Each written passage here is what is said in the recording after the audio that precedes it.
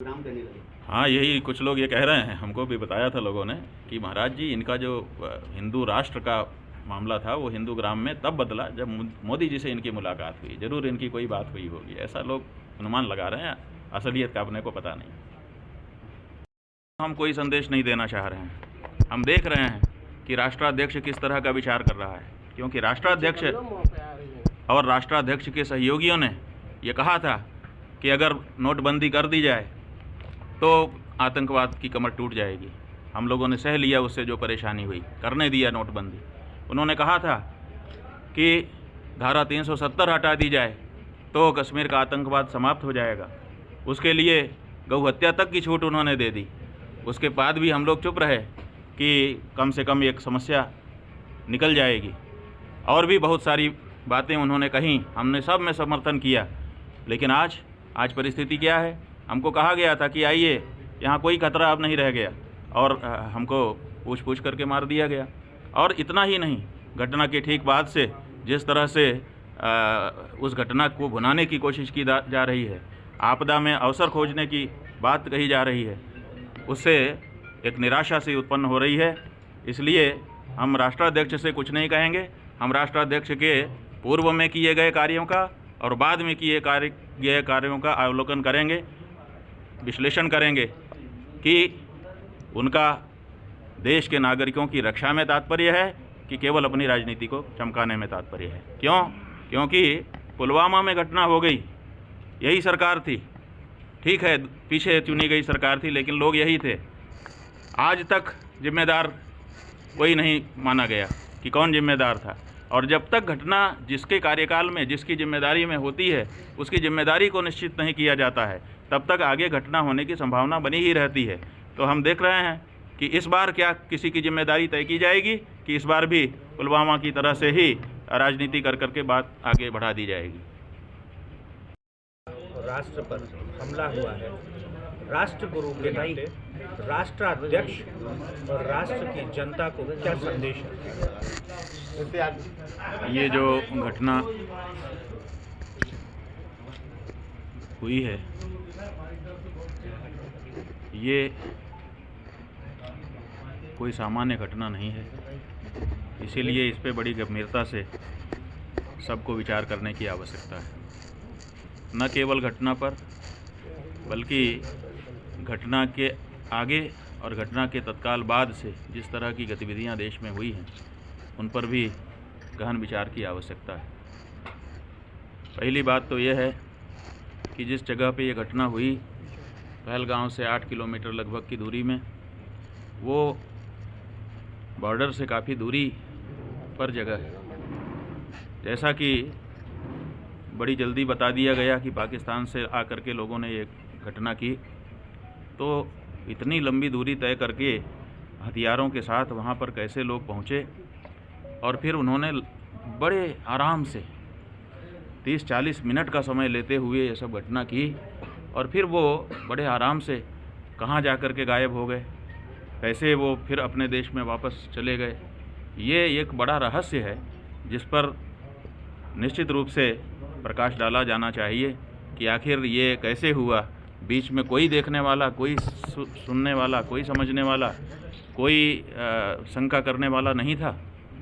तो जो घटना हुई है वो न केवल कुछ लोगों की हत्या है, बल्कि वो राष्ट्र को एक तरह से किसी की चुनौती है, हिंदुओं को एक तरह से किसी की चुनौती है। और वो किसकी चुनौती है और वो चुनौती के पीछे क्या शक्तियां हैं, इनका संज्ञान अगर नहीं लिया गया तो इसका लंबे समय तक दुष्परिणाम हमको भोगना पड़ेगा।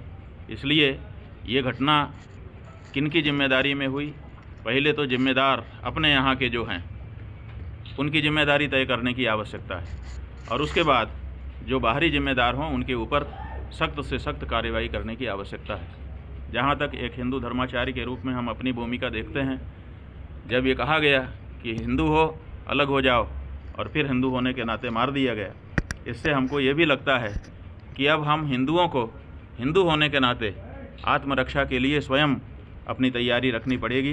क्योंकि ये तय हो गया कि कश्मीर में कश्मीरियत, जमहूरियत और इंसानियत का नारा लगाया जाता था, जो कश्मीरियत का नारा था वो तो सैयद आदिल ने अपने मेहमान को बचाने के लिए जान दे करके प्रमाणित कर दिया कि वो अभी कहीं ना कहीं सुरक्षित है। लेकिन जो जमहूरियत का नारा था उसका क्या होगा? आखिर लोकतंत्र में जब हमको हमारे नेताओं ने कहा था कि आइए कोई दिक्कत नहीं है और हम वहाँ गए और हमको मार दिया गया, तो इसकी जिम्मेदारी किसकी है? और इंसानियत वो तो तार-तार हो चुकी है। तो ऐसी परिस्थिति में हम चाहते हैं और इस घटना ने हमको मजबूर किया है कि हम इस बारे में विचार करें, पूरे हिंदू समाज के साथ विचार करें कि अपने हिंदू होने के नाते, क्योंकि अभी थोड़े दिन पहले बांग्लादेश से एक प्रतिनिधिमंडल हिंदुओं का हमारे पास आया था, जिसमें बांग्लादेश के बड़े बड़े हिंदू नेता थे। हमने उनसे पूछा कि आप हमारे पास क्यों आए? उन्होंने कहा कि महाराज, हम वहाँ पर प्रताड़ित हो रहे हैं, बहुत सताए जा रहे हैं, केवल इसलिए क्योंकि हम हिंदू हैं। अगर हम हिंदू ना रहें तो वहाँ हमको कोई नहीं सताएगा। तो हिंदू होना हमारी पीड़ा का कारण है। हम किसके पास जाएं? हिंदुओं की कोई सुन नहीं रहा है। इसलिए हम हिंदू धर्माचार्य के पास आए हैं कि कम से कम हिंदू धर्माचार्य तो हमारी बात सुनेगा। अभी हम उस पर विचार कर ही रहे थे, इधर ये घटना घटी है जिसमें फिर हिंदू को लक्षित रूप से निशाना बनाया गया है। तो ऐसी परिस्थिति में हम ये सोचते हैं कि हम हिंदुओं की सुनवाई कौन करेगा, और अगर कोई नहीं है तो हमें स्वयं आत्मरक्षा के लिए विचार करना पड़ेगा और उसकी तैयारी रखनी पड़ेगी। राष्ट्राध्यक्ष को क्या संदेश है आपका? विश्वास हो, आप बताइए। हमको कहा गया कि ये करिए, सब सही हो जाएगा, नहीं हुआ ना। और थोड़े दिन पहले ही देश के गृह मंत्री जी ने वहाँ से जाकर के वक्तव्य दिया था कि आप निश्चिंत होकर के आइए। हम निश्चिंत होकर के गए और हमारे साथ क्या हुआ? 40 मिनट तक वहाँ पर नरसंहार होता रहा। कौन सी पुलिस थी, कौन सा सैनिक था, कौन सी व्यवस्था थी, क्या सुरक्षा की बात थी? लोग रोते रोते बता रहे हैं कि हमारा भाई जिंदा था, हमारा पति जिंदा था। 40 मिनट 50 मिनट तक वहाँ पर एक फर्स्ट एड बॉक्स तक नहीं था जहाँ 2000 लोग जा कर के आपके बुलाने पर पहुँचे हुए थे। तो ये जो अव्यवस्था है, और ये जो आप कह रहे हैं कि सीमा पार से आए थे आतंक, इतनी जल्दी तो आपने पता कर लिया, उनके नाम पता कर लिए, उनकी पूरी हिस्ट्री आपने पता कर ली, लेकिन घटना होने के बाद आपको तत्काल सब कैसे पता चलता है? घटना के पहले क्यों आपको पता नहीं चलता है? आपने वक्तव्य दिया था जब आप गुजरात के मुख्यमंत्री थे कि प्रधानमंत्री के पास बहुत सारे संसाधन हैं, उसके बाद भी ये नहीं रोक पा रहे हैं। वही संसाधन 11 साल से आपके पास हैं, 11 साल में आप क्यों नहीं रोक पाए? तो ये सवाल है, और इस सवाल के कारण जो हमारा भरोसा था वो डगमगाया हुआ है। हमको इसको स्वीकार करने में कोई संकोच नहीं है। भारत को सुरक्षित हाथों में है। भारत को क्या करना चाहिए? भारत को सबसे पहले अगर कुछ करना चाहिए तो जिम्मेदारों की खोज करनी चाहिए कि मेरे घर में कौन ऐसा है जो जिम्मेदारी के पद पर बैठे होने पर भी गैर जिम्मेदारी दिखा रहा है, जिसके कारण घटना घट जा रही है। पहले तो अपने घर के जिम्मेदार को पकड़ करके सामने लाओ और उसको कड़ा से कड़ा दंड दे करके दिखाओ कि हम 0 टॉलरेंस रखते हैं इस तरह की बातों में। उसके बाद फिर हम सब आपके साथ खड़े होंगे। आप जो बाहरी हो उसके खिलाफ आप तगड़ा एक्शन लीजिए, उसमें भी हम सहयोग करेंगे।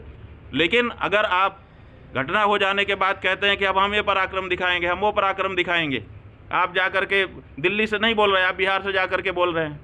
क्यों बोल रहे हैं? आप जो है कहिए ना कि कौन जिम्मेदार है। आप जिम्मेदार को नहीं बचा लेंगे और बाहरी ताल ठोंक करके आप दिखाएंगे कि हम बहुत अच्छा कर रहे हैं, तो ये नहीं चलेगा।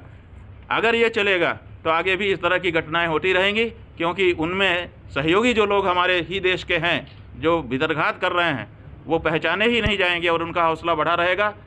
बाद में भी मिल करके ऐसी घटनाएं बार बार वो करते रहेंगे। इसलिए सबसे पहली ज़रूरत है कि भीतरघात आस्तीन का जो सांप है उसको सामने निकाला जाए। कहाँ चूक हुई उसको सार्वजनिक रूप से स्वीकार किया जाए। आखिर इतने लोग मर गए हैं, इतनी सारी व्यवस्था के बीच में, इतने सारे दावों के बीच में, तो किसी की तो जिम्मेदारी बनती होगी।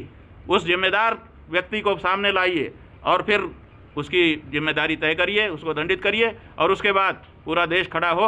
और अगर कोई पड़ोसी देश हमारे ऊपर इस तरह से चुनौती देने का हमला कर रहा है तो हमारे पास शक्ति है और उस शक्ति का प्रयोग करने में हमको गुरेज नहीं करना चाहिए। लंबे समय से देश के सनातन धर्मी हिंदुओं की ओर से मांग की जा रही है कि देश में गौ हत्या बंदी होनी चाहिए, क्योंकि गौ हमारी पूजनीय है और उसका वध हमारे लिए महापाप है। लेकिन 78 साल से देश में अलग अलग पार्टियों की, अलग अलग नेताओं की सरकारें बनी बिगड़ी, लेकिन किसी ने भी हम हिंदुओं की इस मांग पर ध्यान नहीं दिया है। इसीलिए गौ प्रतिष्ठा आंदोलन के माध्यम से हम लोगों ने इसमें आवाज़ आगे उठाई हुई है। उसके अंतर्गत जहां 33 करोड़ आहुतियां दे करके गौ माता के श्री विग्रह में निवास करने वाले देवताओं को जागृत करने का कार्य चल रहा है, वहीं 33 कोटि मतदाता बना करके देश की राजनीति को परिष्कृत करने के लिए भी हम लोग प्रयास कर रहे हैं। और साथ ही साथ देश में जो शुद्ध देशी नस्ल की हमारी गऊ हैं, जिनको हम लोगों ने रामा नाम दिया है, रामा गऊ, उनके प्रोटोकॉल के तहत, शिष्टाचार के तहत सुखपूर्वक निवास करने के लिए और उनकी सेवा करने के लिए भी हम लोगों ने संकल्प लिया है। उसके अंतर्गत पहले चरण में इस साल के अंत तक भारत की सभी विधानसभा क्षेत्रों में एक एक रामाधाम, जिसमें 100 गौएं सुखपूर्वक निवास। इस खबर पर अपनी राय हमारे कमेंट बॉक्स में ज़रूर दें।